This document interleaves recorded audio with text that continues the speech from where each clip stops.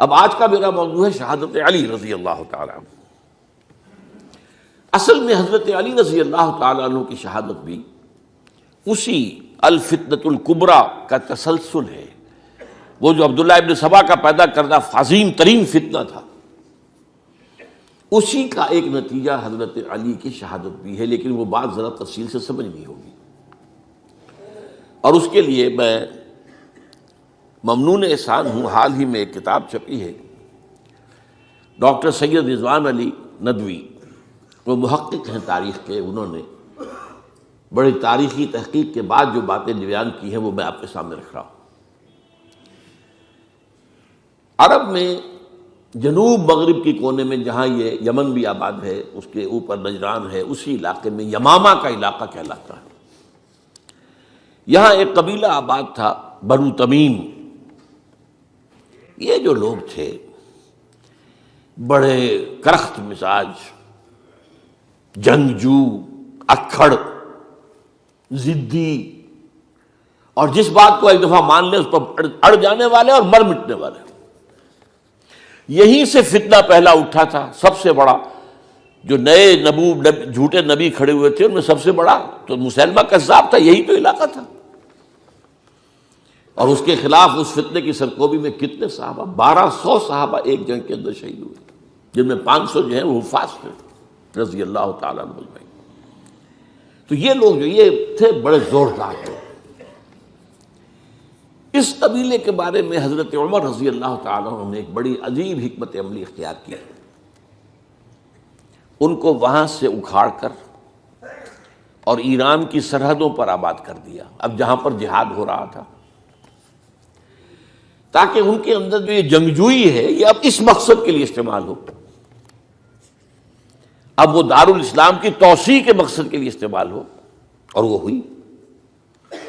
حضرت عمر نے 2 چھاونیاں بنائی تھی رضی اللہ تعالیٰ عنہ، کوفہ اور بصرہ، کیونکہ ظاہر بات ہے کہ اب جو اسلام کا دائرہ پھیل رہا تھا اور اسلامی حکومت پھیل رہی تھی، اور زیادہ تر جو ہے مشرق کی طرف پھیل رہی تھی، ایران اور خراسان وغیرہ کی طرف، تو اب مدینے سے اس کا کنٹرول اتنا آسان نہیں تھا، فاصلہ تھا، تو چھاونیاں بنائیں تاکہ یہ اس سرحد کے اوپر یہ موجودہ مرکز رہے، یہاں فوجیں موجود رہیں، کہیں کوئی بغاوت ہو تو اس کو کچلنے کے لیے وہ قوت فوری طور پر دستیاب ہو سکے۔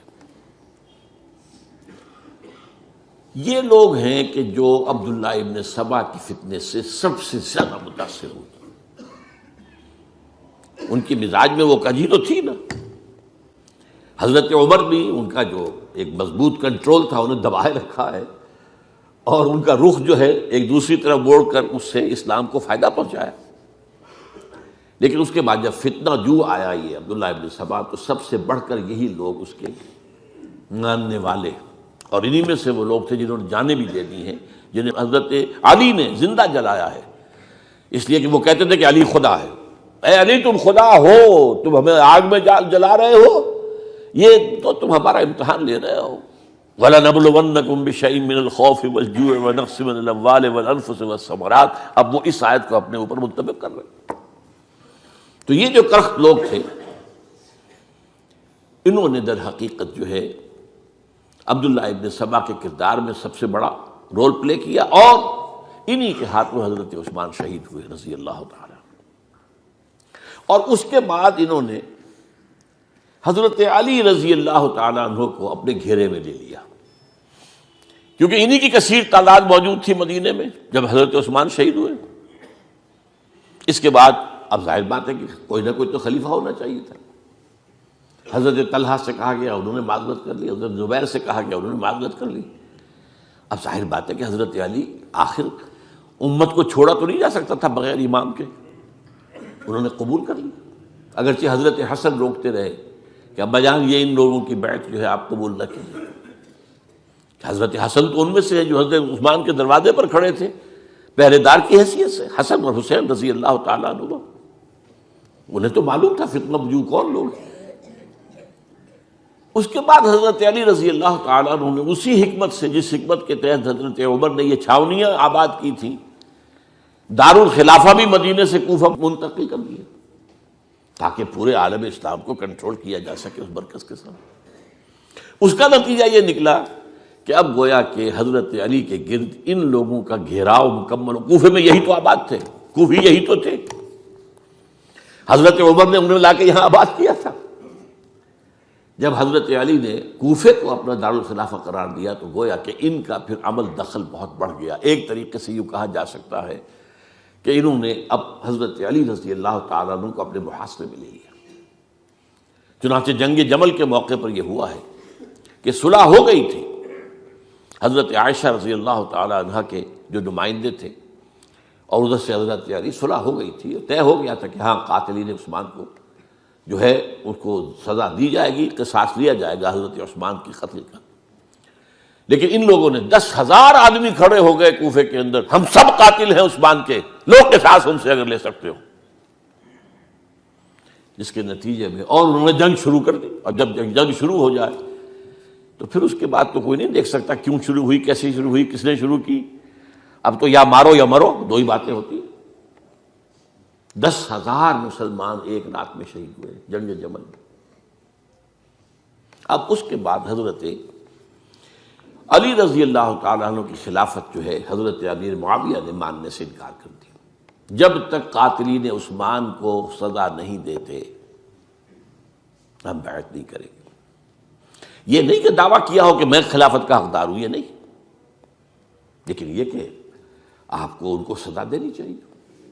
اب یہ تھا وہ مخمصہ جس میں حضرت علی رضی اللہ تعالیٰ عنہ وہ فرماتے تھے تو میرا ساتھ دو تو میں ان قاتلین عثمان سے سزا جو ہے ان کو سزا دے سکتا۔ ادھر انہیں پتا تھا کہ میں سرنڈر کرتا ہوں تو مجھے علی تک تو پہنچنے کوئی نہیں دے گا، راستے میں ختم کر دیں گے رضی اللہ تعالیٰ عنہ۔ تو یہ پیچ تھا ایک جو ایسا پڑا ہے۔ اب اس میں جب حضرت معاویہ اور حضرت علی کے مابین فیصلہ کن جنگ ہوئی، جنگ صفین جسے کہتے ہیں، جس میں 70,000 مسلمان ایک دوسرے کی تلواروں، تیروں، نیزوں سے قتل ہوئے۔ اس موقع پر حضرت معاویہ کی طرف سے ایک آفر آئی، قرآن مجید کو نیزے پر اٹھا کر لوگوں نے کہا کہ یہ خون ریزی بند کر دو، ہم قرآن کا فیصلہ ماننے کو تیار ہیں۔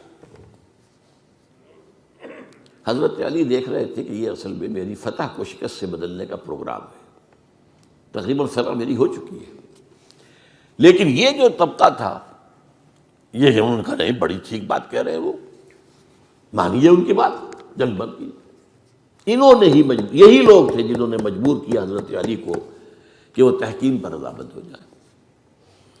اس کے بعد تحکیم میں جو معاملہ ہوا، حضرت علی حضرت عبداللہ ابن عباس کو اپنی طرف سے حکم بنانا چاہتے تھے، یہ اڑ گئے نہیں، یہ اڑ جانے والے لوگ، اور یہی اصل قوت تھے، وہاں ساری طاقت تو انہی کی تھی۔ تو انہوں نے ابو موسیٰ اشعری کو اپنی طرف سے مقررہ، وہ بہت نرم خو آدمی تھے، انہیں بنا۔ بہرحال جو بھی بات طے ہوئی، اب تاریخ کی روایتوں میں اختلاف ہو سکتا ہے، کہا یہ جاتا ہے کہ طے تو یہ ہوا تھا حکمین کے مابین، ادھر سے ابو موسیٰ اشعری، ادھر سے عمرو بن العاص رضی اللہ تعالی عنہما، کہ آپ اپنے جو کلائنٹ ہیں حضرت علی آپ انہیں معزول کر دیجئے، میں معاویہ کو معزول کر دیتا ہوں، پھر جو ہے مسلمان فیصلہ کر لیں کسی اور کی عبادت۔ انہوں نے کھڑے ہو کے کہہ دیا میں علی کو معزول کرتا ہوں، اور عمرو بن العاص نے کہا کہ میں معاویہ کو قائم کرتا ہوں۔ اب یہ ہے روایت، واللہ عالم اس میں کتنا سچ ہے کتنا جھوٹ ہے، میں کوئی مورخ نہیں ہوں، میں کوئی تاریخ کا محقق نہیں ہوں۔ اس کے بعد جو ہے اب یہ لوگ انہوں نے کہا کہ مانیے تحکیم کو، اور جب انہوں نے حضرت علی نے اس تحکیم کے فیصلے کو ماننے سے انکار کیا تو باغی ہو گئے، حضرت علی کو کافر قرار دیا، اور جا کر ایک جگہ پر حرورہ ایک جگہ تھی وہاں پر جا کے جمع ہو گئے، جتھا بندی کی، بہت بڑی طاقت پر وہاں کری۔ انہوں نے طے کیا کہ علی بھی کافر ہو گیا، معاویہ بھی کافر ہو گیا، عمرو بن العاص بھی کافر ہو گئے، سب کافر ہیں۔ حضرت علی کی طرف سے ایک گئے سفیر ان سے بات کرنے کے لیے، تو انہوں نے کہا تم ہی نے تو کہا تھا کہ تحکیم کو تسلیم کرو، کہ ہاں ہم نے گناہ کیا تھا، کفر کیا تھا، ہم توبہ کی ہم نے. اگر علی بھی مان لے کہ میں نے مان کر کفر کیا تھا اب میں توبہ کرتا ہوں تو ہم ان کی بات مان لیں گے. اب حضرت علی اس طرح کا جھوٹ کیسے بولتے؟ انہوں نے تو کوئی کفر نہیں کیا تھا. بہرحال انہوں نے پھر بھی نرمی برتی کہ دیکھو اگر تم کوئی خونریزی نہیں کرو گے، فساد نہیں مچاؤ گے تو میں تمہیں کچھ نہیں کہوں گا. لیکن وہ اپنی ان شرارتوں سے بعد نہیں آئے. تو پھر تیسری جو بڑی جنگ ہوئی ہے ان جنگوں میں، جنگ نہروان کہلاتی ہے، حضرت علی کی جنگ خوارج کے ساتھ، جس میں 4000 خارجی جو ہے وہ قتل ہوئے. اور یہ بات اب آپ نوٹ کر لیجئے کہ یہ لوگ جیسا کہ اکھڑ بھی تھے لیکن اپنی بات پر ڈٹ جانے والے تھے، لیکن ساتھ ہی دیندار بھی تھے، نمازی اور روزہ دار بھی تھے. یہ اس طرح کے لوگ نہیں تھے کہ جو فاسق اور فاجر ہو. بس یہ مزاج کا ایک ہے، جو بات دل میں بیٹھ گئی اڑ گئی. تو یہ اصل میں انہوں نے پھر فیصلہ کیا کہ اور تو ہمارے بس میں اب کچھ نہیں ہے، ان تینوں کو قتل کر دیا جائے، علی کو بھی اور معاویہ کو بھی اور عمرو بن العاص کو بھی. تو ایک جگہ ان کی سازش ہوئی، 3 آدمی معین ہو گئے، ایک ہی وقت کا طے فیصلہ ہو گیا، فلاں تاریخ کو فجر کے وقت تم جاؤ، وہ تم کوفے کی جامع مسجد میں، جب علی نماز جماعت کرا رہے ہو خنجر مارو انہیں.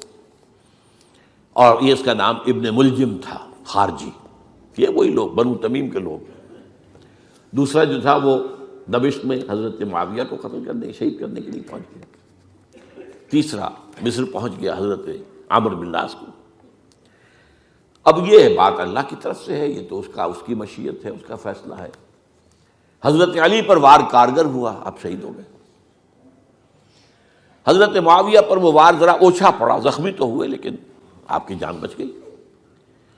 عمرو بن العاص اس روز مسجد میں کسی معذوری کی وجہ سے، عذر کی وجہ سے فجر میں آئی نہیں سکی، لہذا حضرت علی کی شہادت ہو گئی. اب یہ ہے اصل پس منظر، کن لوگوں نے کیا شہید اصل میں وہ سمجھ لینے کی بات ہے. یہ خوارج نے شہید کیا، لیکن خوارج کا فتنہ سبائی فتنے ہی کا آف شوٹ ہے، اسی کے ذیل میں ہے، اسی کی ایک شاخ ہے، اسی کا ایک نتیجہ ہے. یہ خوارج جو ہے بعد میں بھی ان کی مسلسل جو ہے وہ جنگیں رہی ہیں. بہرحال اس صورتحال کو یہ سمجھ لیجئے کہ یہ خلفائے ثلاثہ رضی اللہ تعالی عنہ، حضرت عمر شہید، عثمان شہید، علی شہید. عجیب بات ہے کہ تینوں کا نام عین سے شروع ہوتا ہے، عمر عین سے، عثمان عین سے، علی عین سے.